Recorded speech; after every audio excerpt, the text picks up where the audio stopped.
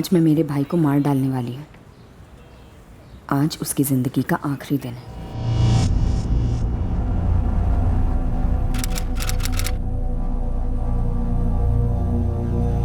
मौसी, ये आधा वाटा दो। काय ताई, एक वाटा तो लो। आधा वाटा तो सिर्फ एक बंदे के लिए काफी है। पता है मौसी, एक बंदे के लिए चाहिए। लौका कर। मच्छी कड़ी सिर्फ और सिर्फ मेरे भाई शिरीष के लिए बनेगी। मैं शिरीष से पूछती हूँ वो हमारे साथ चलेगा क्या। ए शिरीष, ए उठ रे शिरीष। गायला लगाई। शिरीष, मैं और गौरी मंदिर जा रहे हैं कथा सुनने। सारा दिन वहीं लग जाएगा, घर पे कोई खाना नहीं बनेगा। तू चलेगा हमारे साथ?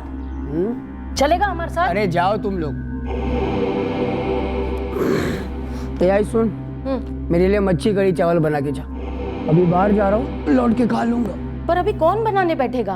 कथा के लिए भी देर हो रही है। मैं बोला ना बना के जा। मेरे को आज मच्छी कड़ी खाने का मन है और ये कथा वथा होती रहती है। अरे पर 7:30 बज गया है। हाँ वो भी रोज बजते हैं। चल जल्दी बना, मेरे को मच्छी कड़ी खाने का मन है। गौरी, ये मच्छी कड़ी की जिद कर रहा है। तू फटाफट जाओ, थोड़ी सी मच्छी ला दे मुझे। आई तू मंदिर जा, मैं जल्दी से मच्छी कड़ी और चावल बना कर आती हूँ। नको ना, मैं बना लूंगी उसके लिए। तू बस मच्छी ला दे मुझे। आई मैं जा रही हूँ, तो एक काम कर, चावल चढ़ा दे। मैं जल्दी से मच्छी कड़ी बनाकर मंदिर आती हूँ।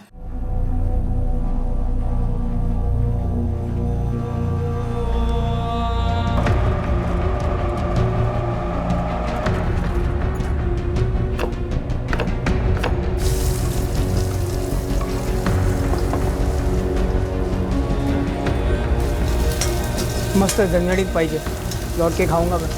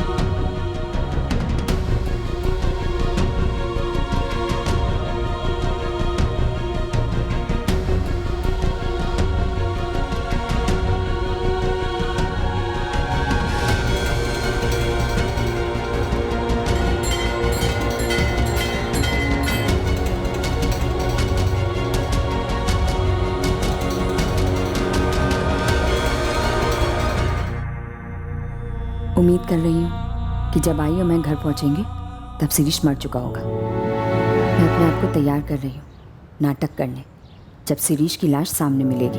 मैं सोच ही रही थी कि तू मेरे साथ चले, और अच्छा हो ना तू चली गई मेरे साथ। अगर कोई सवाल पूछे गए मुझसे तो मैं उनके जवाबों को तैयार कर रही हूँ। उनके साथ है नहीं कोई।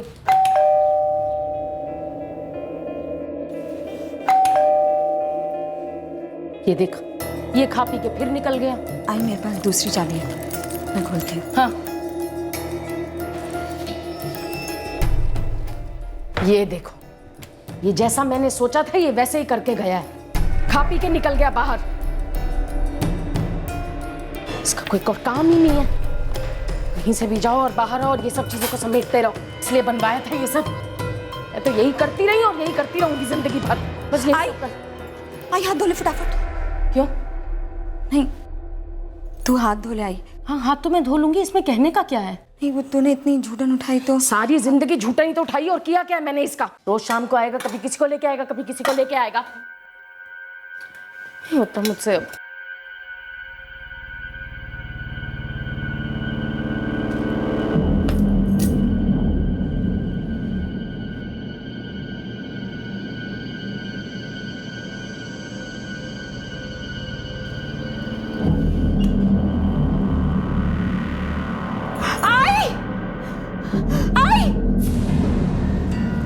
क्या हुआ गौरी?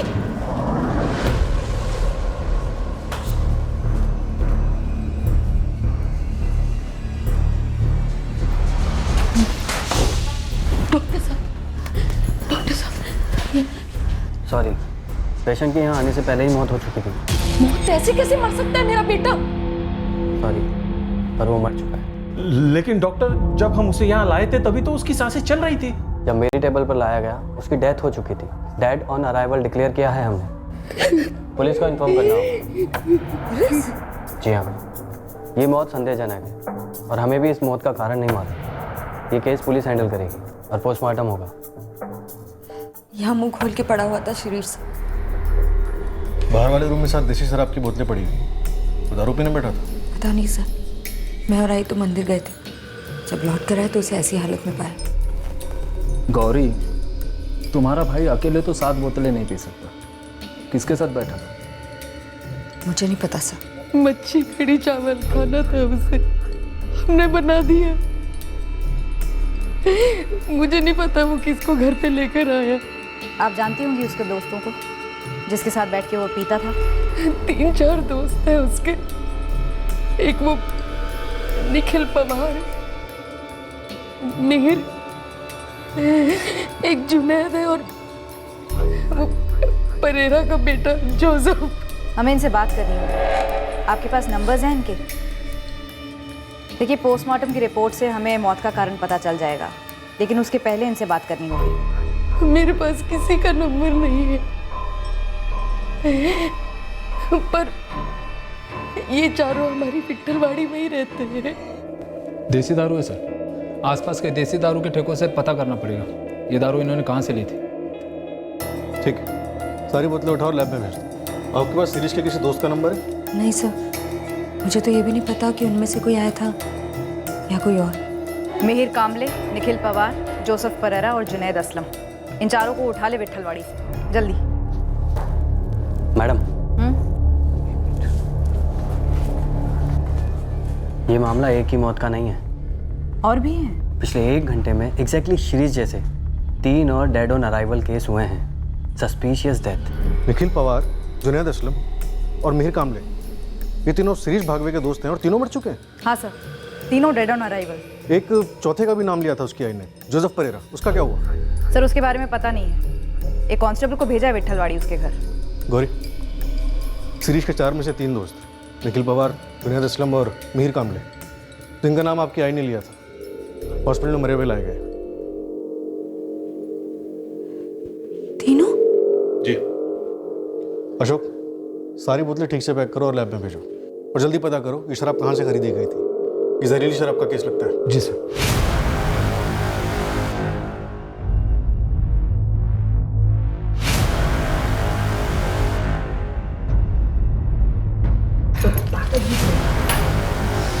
फिश का बास कमाल।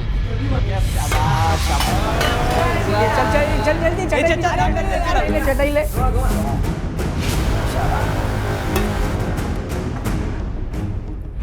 हो क्या रहा है? बात सुनिए, एक सेकंड पहले मेरी बात सुनिए। शांत हो जाइए, शांत हो जाइए। मेरी बात सुनिए, शांत हो जाइए। आप बोलिए क्या? आप बोलिए। पी के आया था, पता नहीं कहाँ से। उसके बाद में घर में घुसा, 2 मिनट के लिए बैठा और गिर गया। मुझे लगता है आपका बेटा जुनैद, आपका बेटा मिहिर और आपका बेटा निखिल, ये तीनों शिरीष भागवे के घर उसके साथ बैठकर दारू पी रहे थे। जब शिरीष को अस्पताल लाया गया तब वो भी मरा हुआ था। लेकिन मैडम, ये 4 के 4 लड़के मर कैसे गए? तहकीकात चालू है। ये बताइए, जोसेफ परेरा कहाँ रहता है? जोसेफ, वो तो अपनी विट्ठलवाड़ी का लड़का है, मगर सुबह से दिखता नहीं है। विट्ठलवाड़ी और उसके आसपास की शराब की दुकानों पर तफ्तीश करने के बाद हमें पता चला कि शिरीष और उसके दोस्तों ने वो शराब रमाकांत साकोलकर के ठेके से खरीदी। अशोक, सारी बोतलें सील करो और गाड़ी में डालो। एक भी बोतल छूटनी नहीं चाहिए। हुआ क्या साहब? बात क्या है? अचानक ये धाड़। शिरीष भागवे, मीर कामले, जुनैद असलम और निखिल पवार, ये चारों आज तेरे यहाँ से दारू ले गए थे। हाँ साहब, ये तो मेरे बंधे हुए ग्राहक हैं। छूट गए चारों, आज इस दुनिया से छूट गए। आइला, कैसे साहब? कैसे?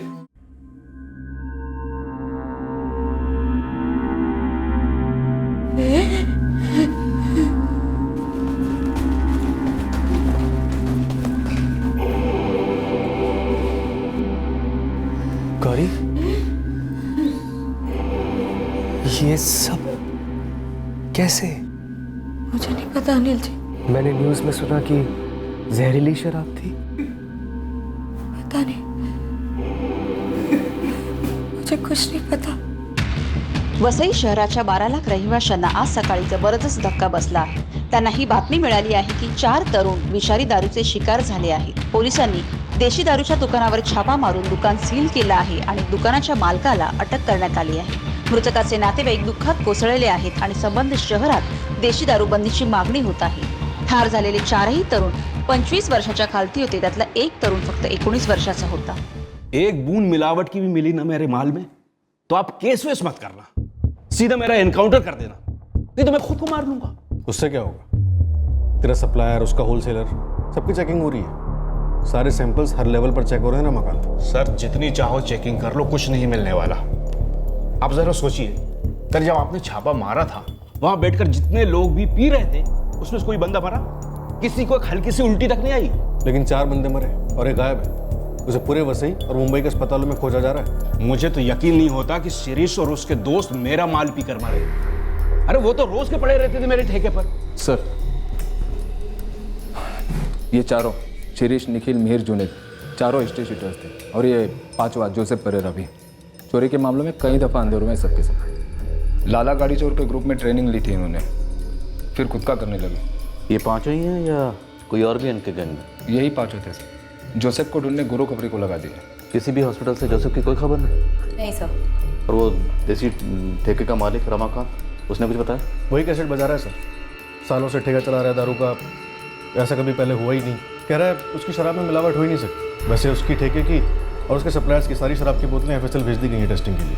सर, जिसने भी रमाकांत के ठेके पर शराब पी, उनमें से एक भी बंदा बीमार नहीं है। ये चारों जब कल दोपहर को शिरीष के घर पर दारू पी रहे थे, जोसेफ नहीं था वहाँ पे? वो पता नहीं है सर, अभी तक उसके बारे में कोई खबर मिली नहीं है हमें, और ये चारों तो है नहीं बताने के लिए। तो अगर जोसेफ को अभी तक कुछ नहीं हुआ तो कहीं ऐसा तो नहीं कि उसी ने इन चारों की शराब में जहर मिला दिया हो और उसके बाद फरार हो गया?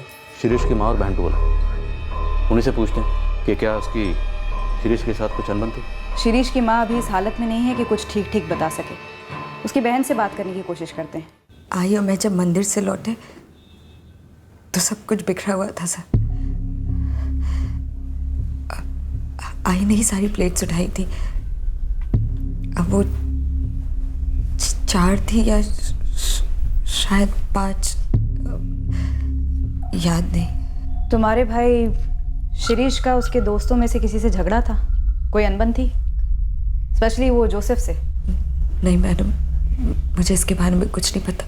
तुम जॉब करती हो? जी सर, हाई एक्सप्रेस कोरियर्स में। तुम्हारा भाई शिरीष और उसके चारों दोस्त निखिल, मिहिर, जुनैद और जोसेफ, चारों हिस्ट्री शीटर्स थे? जी सर।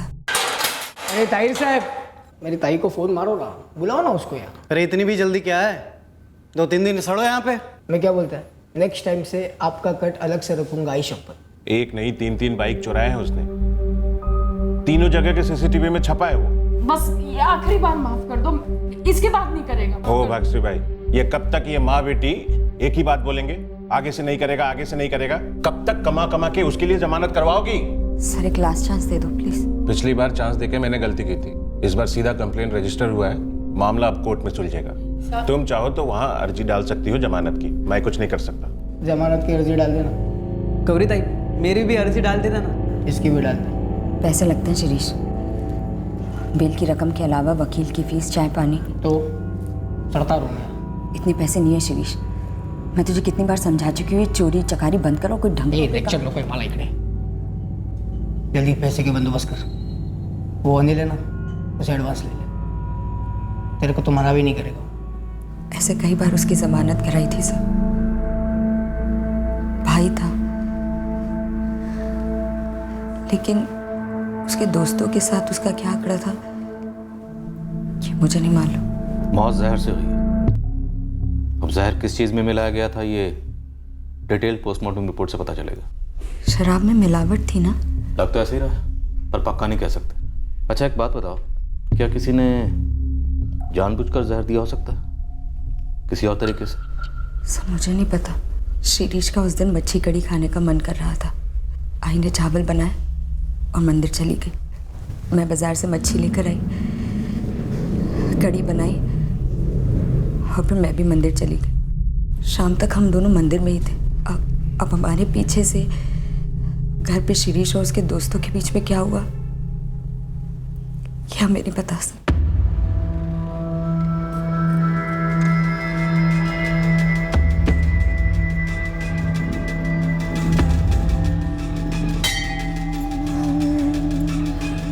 देवा प्लीज मुझे बचा लो, मैं सिर्फ शिरीष को मारना चाहती थी। मुझे नहीं पता था कि इतने लोग मरने वाले। बचा लो मुझे भगवान।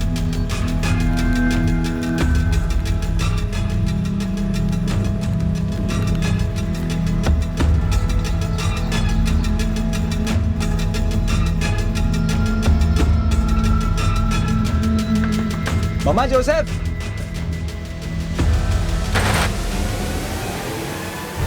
शिरीष, निखिल, जुनैद, मीर, चारों गए सर। सर कैसे? सर कैसे सर? मेरे को तो यकीन ही नहीं हो रहा। तू जिंदा है इसका हमें यकीन नहीं हो रहा जोसेफ, तो तू यकीन दिला। सर 22 जुलाई को मैं वसई में था ही नहीं, मैं पूना में था। देख जोसेफ, आज 24, सच बोल 22 को क्या हुआ और 2 दिन पहले तू कहाँ गायब था?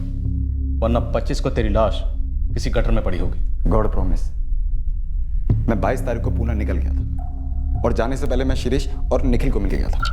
कितने बजे? 11:30 बजे मॉर्निंग में। तो शाम को जाना, अभी रुक जा हमारे साथ, दारू पीते। ताई ने मस्त मच्छी कड़ी बनाया, चल। और जुनेद और मिहिर भी आ रहे। रमाकांत के ऐसे दारू उठाते और बैठते हैं। बस में डाइट होकर सो जाना चाहिए। अरे बाबा, मेरा अर्जेंट काम है पूना में, अगले संडे बैठते हैं। ये अर्जेंट काम का कोई नाम वाम है क्या? फोटो वोटो या वीडियो है तेरे पास? घर का काम है मेरा, मैं आता हूँ ना, फटाफट निपटा कर आता हूँ, फिर करते हैं। चल ठीक है, चला भाई, अच्छे से। मैं पूना से लौटा था सर, आपके कांस्टेबल ने उठा लिया मेरे को। उसके मुंह से सुना मैंने सब कुछ। क्या अर्जेंट काम था पूना में? फोन क्यों बंद था तेरा? फोन तो सर मैं बंद करके निकला था यहाँ से। मैं क्यों? मैंने कुछ किया होता तो मैं लौट कर क्यों आता यहाँ पर?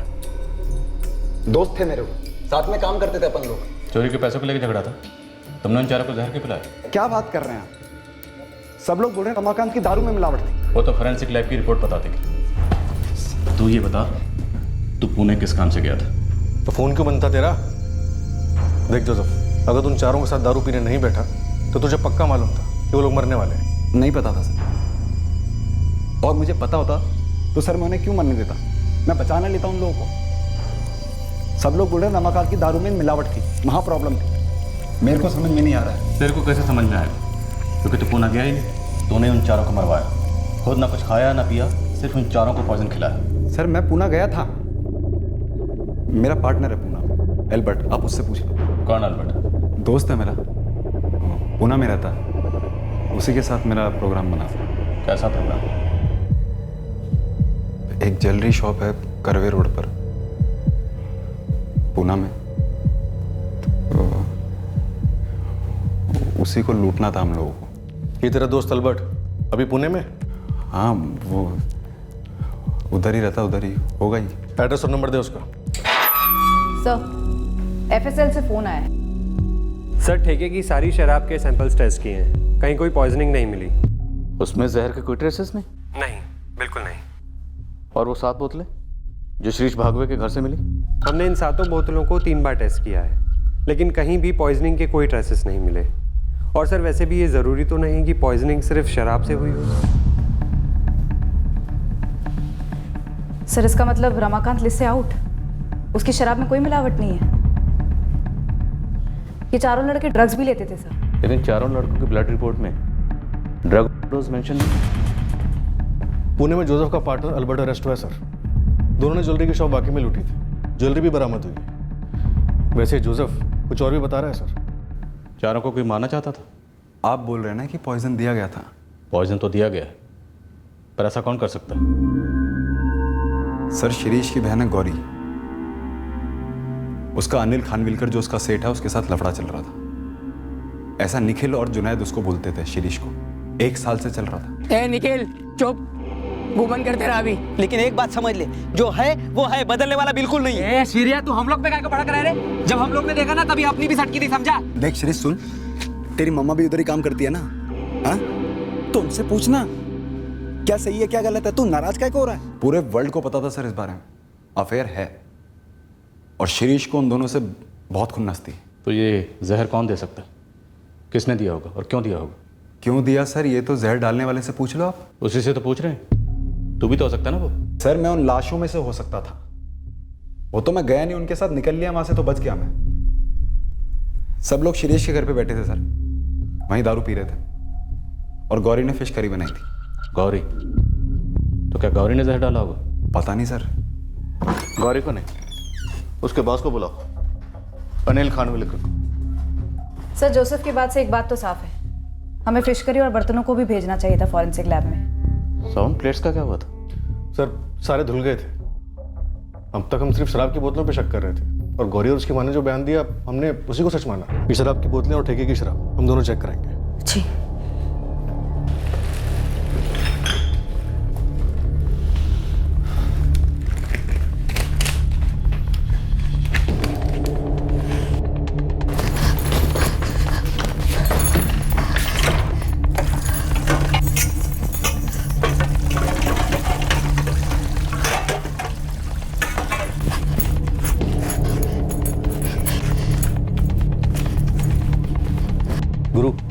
गौरी भागवे की पूरी हिस्ट्री चाहिए मुझे, खास करके 22 जुलाई की। वो फिश लाई थी, उसने फिश करी बनाई थी, कहाँ से लाई थी, कहाँ गई? पर मालिक वो तो बहन थी ना उसकी। क्यों? बहन भाई को मार नहीं सकती? पर चारों को? इतना बड़ा कांड। दारू में जहर नहीं था ये तो पक्का हुआ है, और उन चारों ने फिश करी गई थी उस घर में। हाँ वैसे भी शिरीष माँ बेटी के लिए बहुत बड़ा सरदर्द तो था ही। ऊपर से सुना है शिरीष को गौरी और उसके बॉस अनिल के अफेयर को लेकर आपत्ति थी। अब सोच। पुलिस स्टेशन आना है।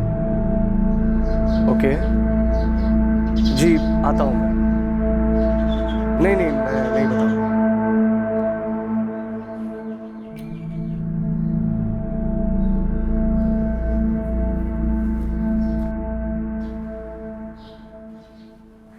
अनिल, गौरी पिछले 4 साल से तुम्हारी कोरियर कंपनी में जॉब कर रही है? जी। उसने डिवोर्स के बाद तुरंत ज्वाइन किया था। उसकी आई जो पिछले 12 साल से मेरे यहाँ जॉब कर रही थी वही उसे लेकर आई थी। हमें शक है कि गौरी ने अपने भाई शिरीष और उसके तीनों दोस्तों को जहर देकर मार डाला। क्या? गौरी ने? हो ही नहीं सकता सर। गौरी ऐसा क्यों करेगी? क्योंकि उसके भाई शिरीष को तुम्हारे और गौरी के अफेयर के बारे में पता चल गया था। झूठ है सर ये। सर शिरीष एक नंबर का यूजलेस लड़का था। एक तो नशेबाज, ऊपर से चोर। बेवजह अपनी बहन पर और मुझ पर घटिया इल्जाम लगा रहा था। तो अफेयर नहीं है? गौरी अपने तलाक के बाद बहुत मुश्किल दौर से गुजरी और फिर मेरे यहाँ काम पर लगी, और अब बहुत मेहनत से काम कर रही है। अपने बिखरे सपनों को बटोरने की कोशिश कर रही है। अनिल जी आप देखिए ना, अगर इसके लिए कुछ काम है तो। आप इन्हें कल से भेज दीजिए, मैं देखता हूँ क्या कर सकता हूँ। सर एक तरह से भाग्यश्री ताई का लिहाज करके गौरी पर तरस खाकर मैंने उसे नौकरी दी। वैसे जगह खाली नहीं थी, पर बहुत जल्द मुझे समझ आ गया कि गौरी 4 लोगों का काम एक साथ कर सकती है। वो न सिर्फ काबिल है बल्कि ईमानदार और बेहद मेहनती। देखते देखते हर काम में माहिर हो गई। डिस्पैच हो, कस्टमर के साथ बात करना हो। आखिर में मैंने उसे अकाउंट्स में लगा दिया, और अब तो वो लगभग खुद से पूरा ऑफिस चलाती है समझो। उसने अपनी जगह मेहनत और लगन से कमाई है सर। अब मेरी तरफ से किसी मेहरबानी का तो सवाल ही नहीं है। उल्टा आज वो मेरे ऑफिस में अकेली बहुत सारा काम संभालती है। उसके बिना ऑफिस में बहुत मुश्किल हो जाती है मुझे। सर गौरी और मेरे बीच में कुछ नहीं है।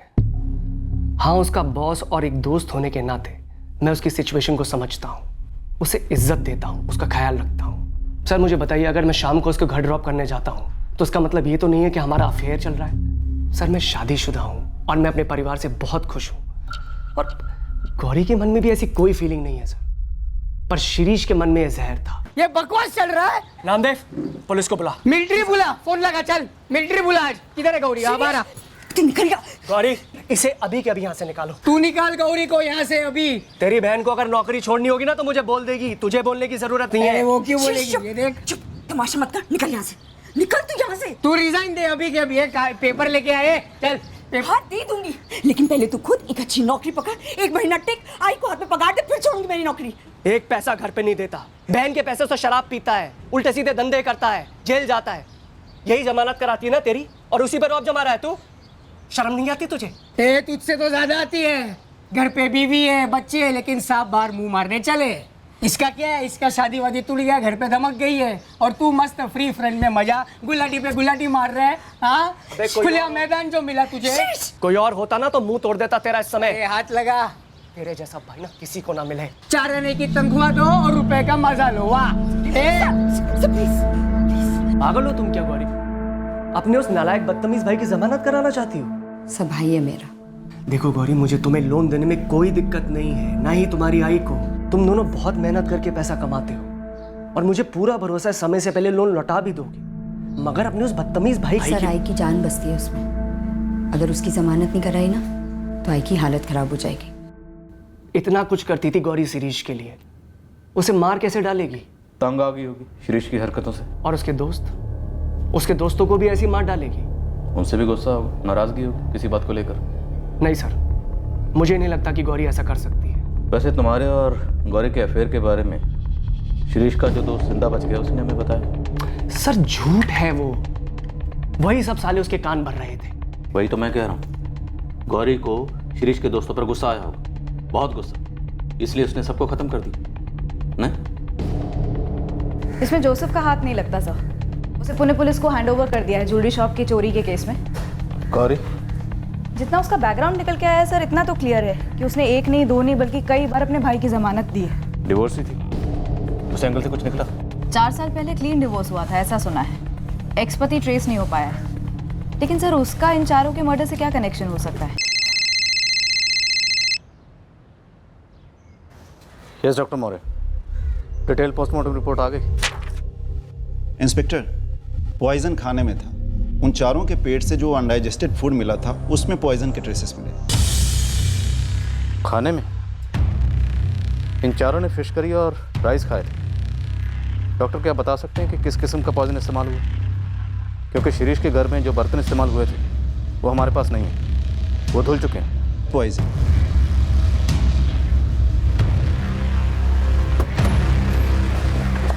सर, गुरु से बात हुई, कह रहा था 22 जुलाई की सुबह गौरी पहले मच्छी मार्केट गई, उसके बाद घर और फिर मंदिर, और फिर मंदिर से वापस घर अपनी माँ के साथ लौटी। गौरी के फोन रिकॉर्ड्स इस मूवमेंट से मैच करते हैं सर। डॉक्टर मौर्य का कहना है कि खाने में जहर मिलाएगी, पॉइजन। अब या तो वो मच्छी करी में मिलाया गया होगा या फिर चावल में। पहले से प्लानिंग की गई होगी। गौरी के घर की तलाशी लें सर। अगर प्लानिंग पहले से की गई है और बड़ी चालाकी से बर्तन धोए गए हैं फिर तो चांसेस बहुत कम है कि पीछे कोई निशान छोड़ा होगा। माँ बेटी को अलग अलग क्रैक करते हैं सर। पता चला दोनों की मिली भगत थी, या सिर्फ माँ का हाथ भी हो सकता है, या सिर्फ गौरी का।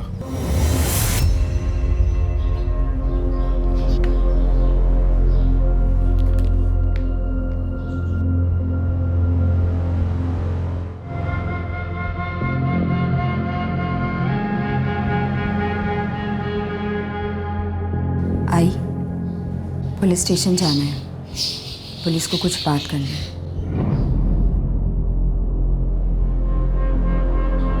गौरी, शिरीष और उसके 3 दोस्तों को तुमने जहर दिया है।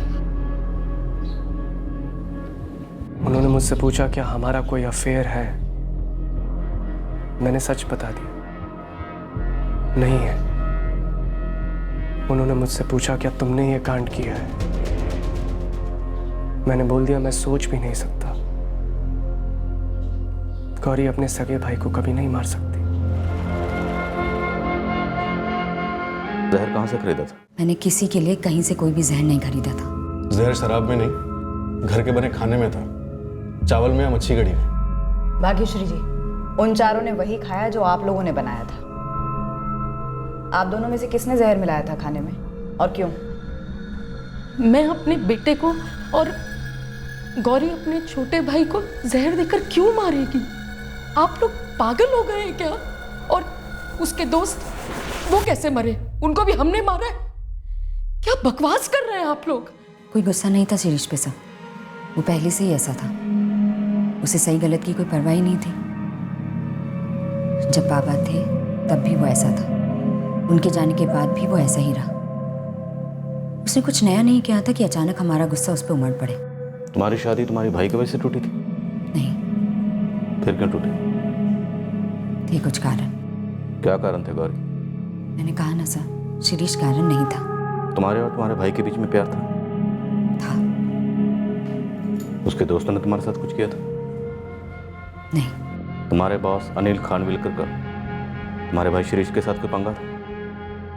कत्ल के एक दिन पहले 21 जुलाई को तुम्हारे भाई ने तुम्हारे ऑफिस के बाहर काफी हंगामा किया था। एक दिन पहले होना कोई बड़ी बात नहीं थी सर, ये तो आए दिन हुआ करता था। तुम अपने भाई की इन आए दिन की हरकतों से परेशान हो गए और फिर तुम्हारी बर्दाश्त करने की हद से बाहर हो गए। बर्दाश्त की ऐसी कोई लिमिट ही नहीं थी सर जो क्रॉस होती। ये तो रोज की परेशानी थी। अरे तुम्हारी शादी में क्या परेशानी थी? तुम पिछले 4 साल से अपने भाई शिरीष को मारना चाह रही थी। जब से डिवोर्स के बाद तुम घर वापस आई थी, तुम्हारे भाई शिरीष को तुम्हारा इस तरह लौटना पसंद नहीं था। तुम दोनों के बीच में झगड़े होते थे, 4 साल से तनाव था। कोई तनाव नहीं था सर। मेरे डिवोर्स का मेरे भाई, मेरे आई या किसी से कोई लेना देना नहीं था सर। मैंने मेरे पति को छोड़ा क्योंकि उसने मुझसे झूठ कहा था। नरेंद्र, मैं थक गई हूँ, मैं थक गई हूँ नरेंद्र। शादी को 6 महीने हुए थे, हमारे बीच जिस्मानी संबंध ही नहीं बने थे। मुझे किसी तरह से टाल रहा था, मुझसे रहा नहीं गया। आखिर में उसने मुझे कारण बताया। मेरे पति नरेंद्र गायकवाड़ को औरतों में कोई दिलचस्पी नहीं थी सर। घर वाले पीछे पड़े हुए थे कि बच्चा क्यों नहीं हो रहा। क्या जवाब देते? ऐसी जिंदगी मुझे मंजूर नहीं थी सर। इसलिए मैंने डिवोर्स मांगा और उसने मना नहीं किया। शादी नहीं थी, धोखा था सर, गलती थी, इसलिए मैंने ये शादी तोड़ दी। और शिरीष के कत्ल का क्या कारण था? मुझे नहीं पता सर, जिसने कत्ल किया उससे जाके पूछिए। सारे सबूत धो दिए गए, हमें सिर्फ शराब की बोतलें मिली। तो जब घर लौटे तो सबसे पहले गौरी ने बर्तन धो दिए, है ना? इसमें कुछ नया नहीं था। शिरीष के जूठे बर्तन धोना, उसका सारा काम करना, ये तो रोज का काम था। और मैंने बर्तन उठाकर सिंक में रखे थे। भाग्यश्री जी, सच बोल दीजिए, क्या आप भी इस कांड में शामिल थी? आपने चावल में जहर मिलाया या आपकी बेटी गौरी ने मच्छी कड़ी में, या दोनों की मिली भगत थी? आपने बड़ी शांति से शिरीष की लाश मिलने के बाद बर्तनों को सिंक में रखा, उन्हें धोया और उसके बाद अपने पड़ोसी विष्णु को बुलाया, राइट? नहीं, हमें तो ये पता ही नहीं था कि शिरीष घर पर है। हमें तो लगा कि उसने पिया होगा, खाया होगा, दोस्तों के साथ निकल गया होगा घूमने, सब फैला के जैसे वो हमेशा करता है। हमें तो ये भी नहीं पता था कि उसकी लाश पड़ी हुई है बाथरूम में, और मैंने ही रखे थे बर्तन सिंक में।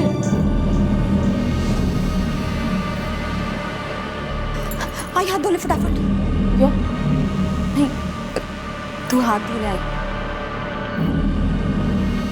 अब तो सच बोल ही दीजिए भाग्यश्री जी।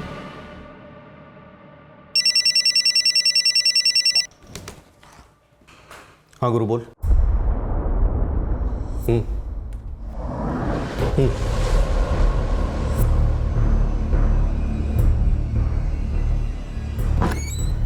सर,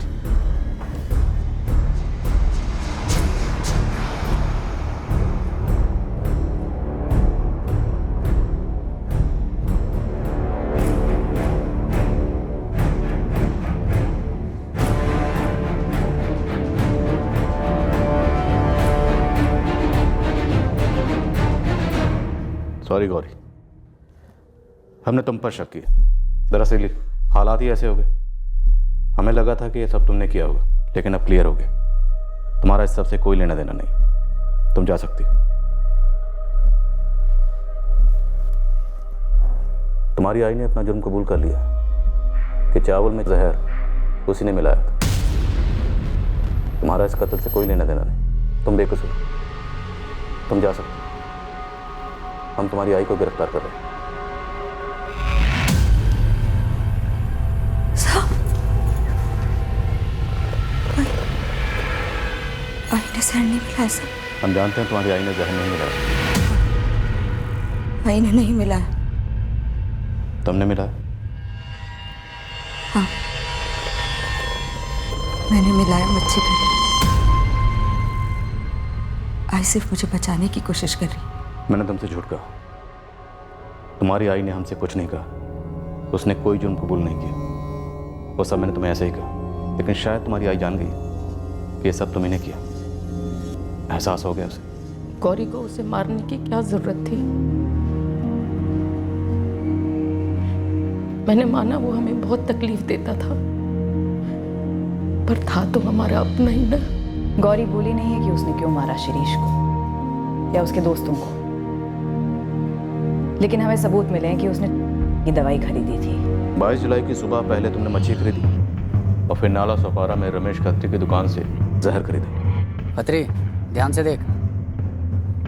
इनमें से कोई आया था 22 जुलाई को? अरे 22 को जो वसई वाला कांड हुआ था, 4 लोग मरे थे ना उसमें, उन्हें जहर खिलाया गया था। हाँ हाँ हाँ, यही है वो, यही है बिल्कुल। सारी प्लानिंग पहले से कर रखी थी और 22 जुलाई की सुबह से अंजाम दिया।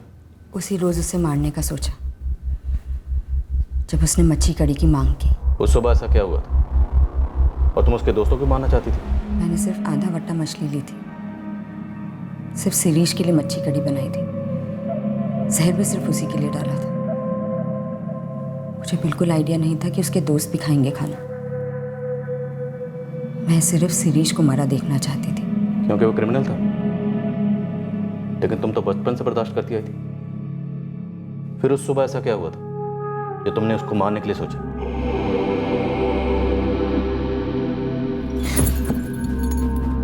शिरीष, निकल यहाँ से। तुम्हारी आई जानती है?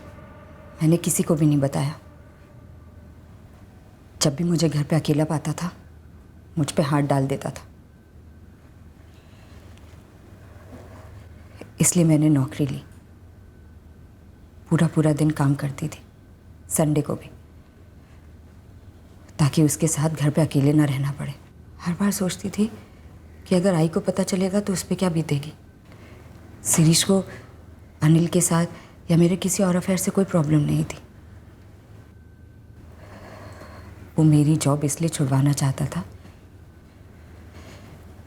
क्योंकि वो चाहता था कि मैं घर पर रहूं हमेशा। उसके लिए आई भी तो काम करती थी, लेकिन शिरीष ने कभी भी आई को नहीं रोका। तो आई को बता देती या अपने उस बॉस को बता देती, अनिल को, जिस पर तुम्हें भरोसा था। मुझे किसी को नहीं बताना था और ना ही बताया। मुझे सिर्फ शिरीष को मारना था। रोज सोचती थी कि एक ना एक दिन इसे ज़रूर मारूंगी। और 21 जुलाई के एक दिन पहले मुझे बहुत गुस्सा आया। जहर खरीदने के बाद भी कई बार सोचा, नहीं देती। भाई है, भाई पे क्या बीतेगी। पर फिर सोचा, भाई है क्या? भाई भाई क्या होता है और ये क्या है? बहुत दुख है मुझे सर कि ये तीनों भी मारे गए। मैंने सिर्फ शिरीष के लिए मच्छी कड़ी बनाई थी। मैं सिर्फ उसे मारना चाहती थी।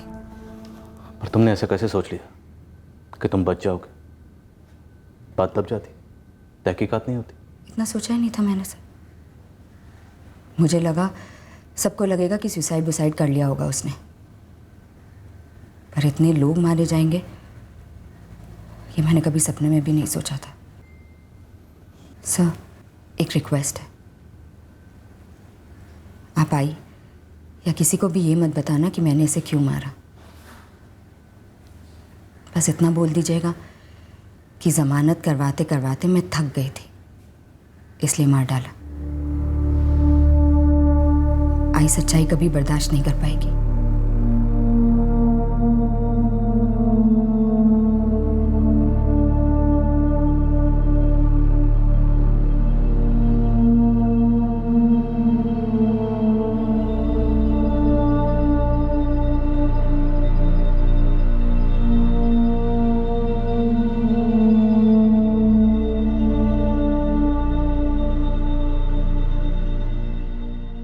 की चार दीवारों के बीच परिवार के किसी सदस्य के हाथों लैंगिक शोषण होना एक भयंकर हकीकत है। शर्म और खौफ पीड़ित को मायूस और हताश कर देते हैं और वो खामोशी से इस शोषण को सहते जाते हैं। पर इस खामोशी को तोड़ना है, चुप कतई नहीं रहना है। इस शोषण से होने वाली मानसिक और शारीरिक पीड़ा अक्सर पीड़ित को दबोचती है और उस पीड़ा से ऊपर उठकर हर मुमकिन कानूनी तरीके से राहत और इंसाफ दोनों पाने की पूरी कोशिश होनी चाहिए। गौरी ने कत्ल के जरिए अपनी पीड़ा ख़त्म करने की कोशिश में और एक पीड़ा मोल ले ली और इस केस में गौरी के उठाए गए कदम ने और 3 जिंदगियां और 3 परिवार बर्बाद कर दिए। जिल्लत और पीड़ा ख़त्म करनी चाहिए, जिंदगियां नहीं। फिर मिलेंगे एक और केस के साथ। क्राइम पेट्रोल सतर्क। जय हिंद।